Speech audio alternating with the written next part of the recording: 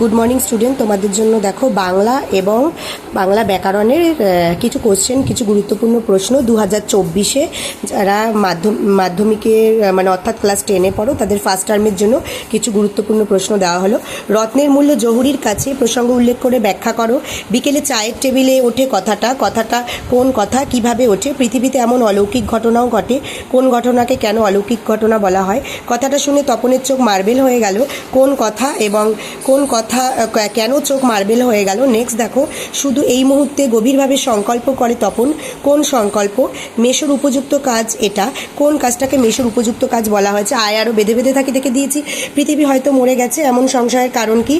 আমরা ভিখারি 12 মাস, এই মন্তব্যের কারণ কি? আমাদের ইতিহাস নেই, কাদের ইতিহাস নেই? আমাদের পথ নেই, আর কাদের পথ নেই? পথ না থাকার কারণ? তবু তো কয়েকজন আছে বাকি। এর মধ্যে দিয়ে কবি কি বোঝাতে চেয়েছেন? ব্যাকরণ থেকে দেখো কি পড়বে। কারক কি, কারক কথার অর্থ কি? অকারক কাকে বলে? কত প্রকার ও কি?